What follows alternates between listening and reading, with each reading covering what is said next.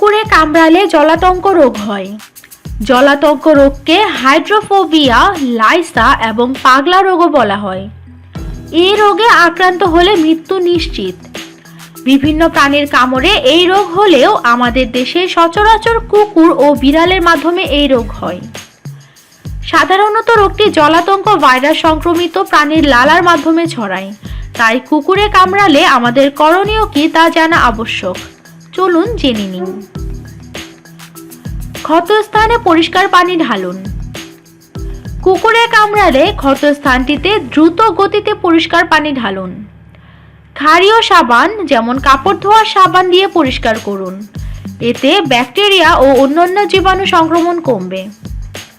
রক্ত ঝরলে, ক্ষতস্থান থেকে রক্ত ঝরলে চেপে ক্ষতস্থানে রক্ত বের করে দিতে পারেন। তারপর দ্রুত রক্তপাত বন্ধ করতে ব্যবস্থা নেবেন। জীবাণুরোধী ক্রিম ব্যবহার। জীবাণুরোধী বা অ্যান্টিবায়োটিক ক্রিম লাগান, এতে জীবাণু সংক্রমণ কম হবে। ব্যান্ডেজ লাগান।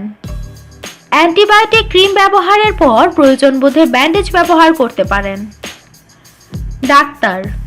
ডাক্তারের কাছে যান।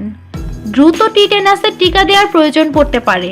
পাশাপাশি অবশ্যই জলাতঙ্কের টিকা দেবেন। কুকুরে কামড়ালে আমরা অনেকে ওঝার কাছ থেকে গুড় বা মিঠাই পড়া নিই।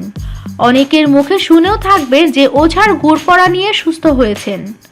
আসলে সকল কুকুর, বিড়াল বা প্রাণীর লালায় জলাতঙ্ক ভাইরাস থাকে না। আবার যখন কুকুর কামড় দিয়েছে তখন হয়তো ভাইরাস আপনার ক্ষতস্থানে যায়নি বা লালা লাগেনি। এসব ক্ষেত্রে ওঝার কাছে না গেলেও জলাতঙ্কে আক্রান্ত হতেন না। মনে রাখবেন, জলাতঙ্কে আক্রান্ত হলে মৃত্যু নিশ্চিত। তাই অবশ্যই ডাক্তারের কাছে গিয়ে ডাক্তারের পরামর্শ টিকা লাগবে।